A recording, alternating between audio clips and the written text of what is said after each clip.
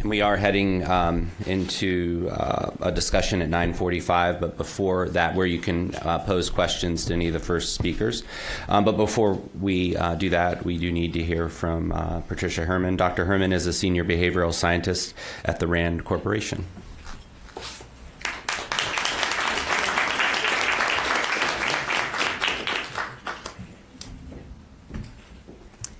Well, good morning. I'm so excited that we're having this workshop, and I'm very honored to have been invited to speak.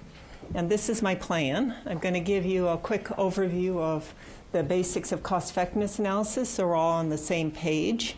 I'm going to talk about what individual studies have been done and what they show and what we can say from that. And then I'm going to talk a little bit about simulation modeling and what we can learn from that. So, cost-effectiveness. We spend most of our time within medical research doing this horizontal dimension here of looking at whether or not things improve health or make them worse than some comparator. And the comparator for these are, let's just call it usual care. So is it more effective or less effective than usual care? But cost effectiveness allows you to bring this other dimension in here. So you can also say whether or not it increases costs or reduces costs compared to usual care. Now this bottom right corner then is kind of the sweet spot. That's where we'd like to be. But most of the studies published are up here in the upper right-hand corner. And this is a place where the, policymakers need to decide, are the additional health benefits worth the costs? Over here, you probably want to stay away from that. Down here, I want to just make one statement of, what if you had something that was only a little less effective but cost a lot less? You'd be able to use those funds to go buy a lot more health somewhere else. So it's something to consider. Up here, these additional health benefits, if they cost something, that money has to come from somewhere. So it needs to be thought about. And usually there's a threshold of $50,000 per quality adjusted life year that gets used as the cutoff, that anything below that is considered cost effective. So what is a quality adjusted life year? Basically, this is a unit of health outcome that tries to combine additional length of life with additional quality of life. Now, the non-pharm therapies for chronic pain are not affecting additional life very much, but they definitely are improving quality of life. And as you improve quality of life, over time, you gain QALYs, or quality adjusted life years. So if you're really cool, you call them QALYs. I'm going to say a few things about cost, too, here, in that these therapies are usually considered adjunct to usual care. So they're additional therapies, and they're often considered add-ons and have an upfront cost. Okay, but also they can help you avoid other ongoing healthcare costs like reduced surgeries, reduced injections, reduced imaging. And if these reductions in ongoing healthcare costs are large enough and you know the word I'm saying, long enough, it will pay for the upfront this, and then you get the cost savings, okay? You also have to pay attention to cost from whose point of view, because it differs. And the two most common perspectives used are the third-party payer perspective here, and then the societal perspective. And the societal perspective takes into consideration all healthcare costs, whether it's paid by insurers or by the patient, and also counts productivity gains, so through reductions in absenteeism. This is the real tricky bit right here, and that's transferability. You cannot generalize economic outcomes. And that's pretty much because human beings' psychology and physiology is probably somewhat comparable across all of us in this room and across the world, right? But you can't assume the same thing for for organizational structures and relative prices and practice patterns.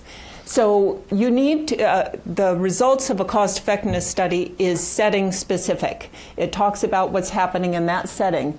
And the best studies give enough information so that you can adjust or adapt those results for other settings, and that's usually done through the simulation modeling. So this information is about individual studies that were published, and this is out of a systematic review that we published back in 2012. And in that review, we had 28 what we called higher quality studies, definitely pretty high quality studies. And of those 28, 2/3 had to do with pain. And so this page and the next two slides give those results. I'm not going to go through them one by one, but let me give you a quick orientation. So first author, these interventions are all compared to usual care. These are the different kinds of pain conditions considered. Here's the perspective of the analysis. So this one was the hospital perspective, societal perspective, etc. This is the results, and I've got them kind of ranked, going from that bottom right corner, going up into the top right corner. And this is the length of the study period where they looked out over. Okay? And as you go along here, you can see that it starts to be up in that upper right corner. And even though these numbers are in US dollars, they're US dollars buying healthcare in another country. That isn't how much it would cost us here, okay? I just put them on that equal basis. And this is the last page here. And you can see that we get down here and we've got one above 50,000. And we've got one in that top, left-hand corner. So that particular one didn't work in that setting. And also I want to point out that there was only one US study in all of these. Only one study that had US healthcare costs. And so what can we say from this? We can say that non-pharmacological therapies can be cost-effective and even cost-saving for pain in these settings, okay? Again, that transferability problem. And most of the lowest cost interventions used here use the societal perspective, so they got those productivity gains.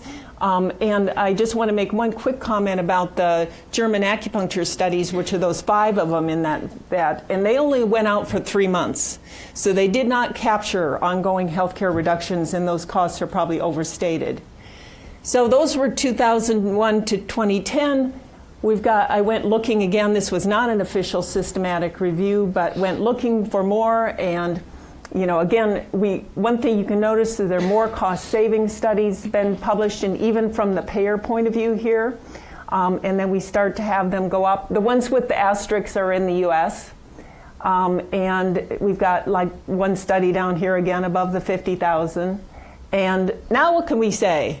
Oh, more evidence that these can be cost-effective and even cost-saving in different settings. And again, we still have the limitation of the US studies.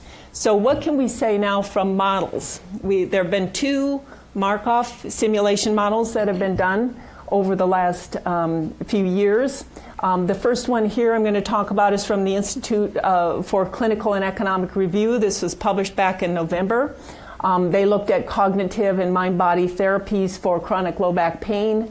And they looked across these 5 therapies.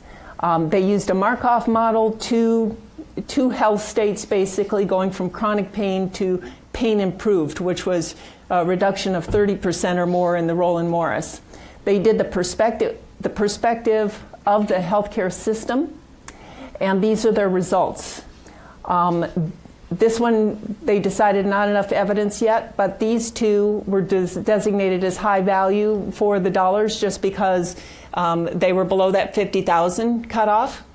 And then these 2, they have a deliberative body, and they voted that they thought this was intermediate value for the money, and they recommended insurance coverage for those 4. Okay, so pretty good. Now, at RAND, we've been working on and actually finished this Markov model for chronic low back pain.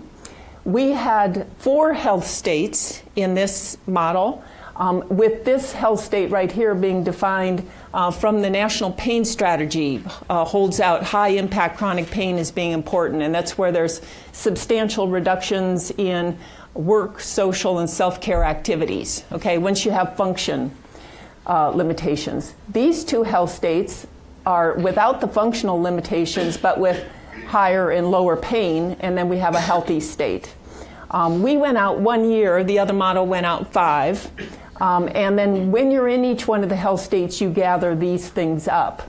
But these arrows here, these are called transition probabilities. And this is how you demonstrate the effectiveness of a therapy. If a therapy is more effective, it has a higher probability of the people moving to the better health states on the next cycle. Okay? So that's how you get effectiveness in there. And we're going to come back to those transition probabilities because they are the inner workings of these models. Let's see. There we go. These are our inputs.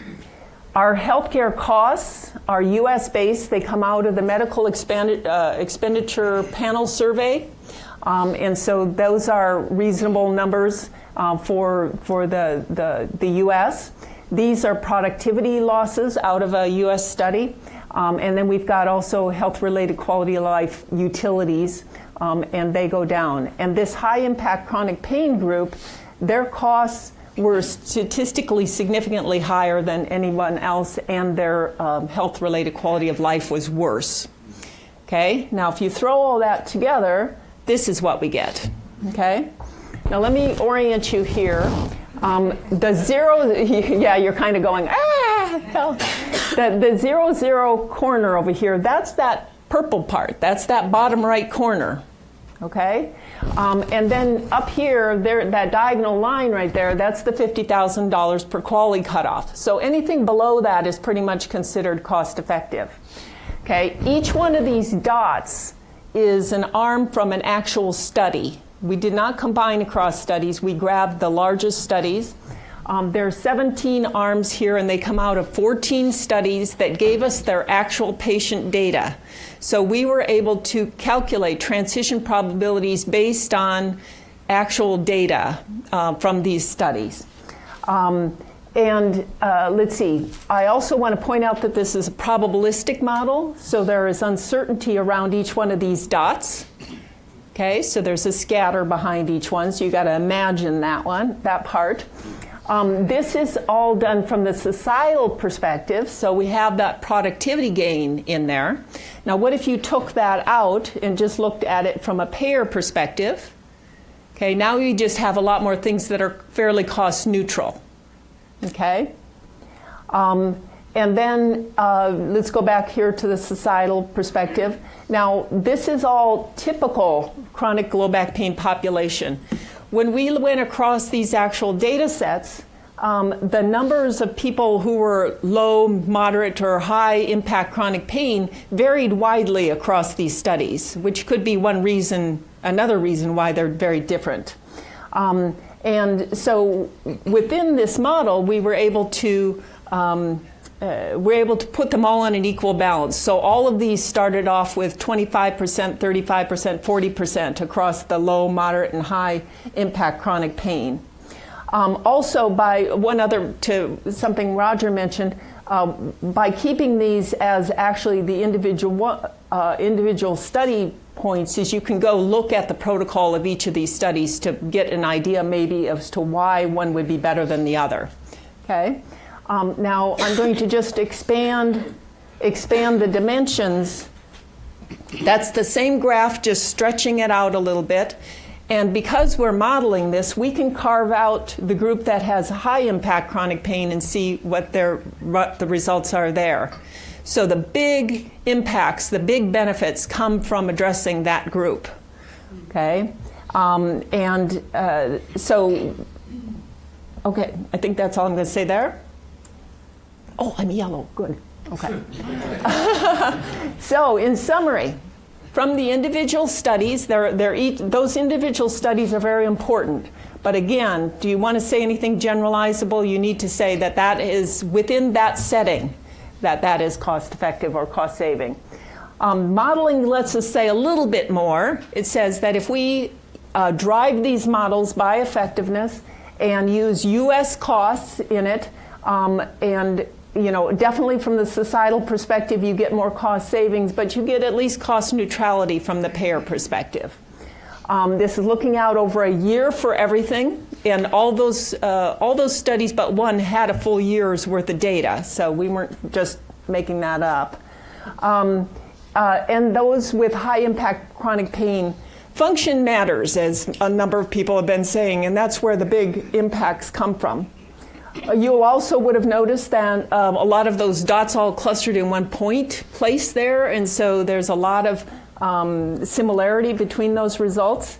Modeling basically can help us understand what makes up cost effectiveness, what is more or less important, and help us target for future studies.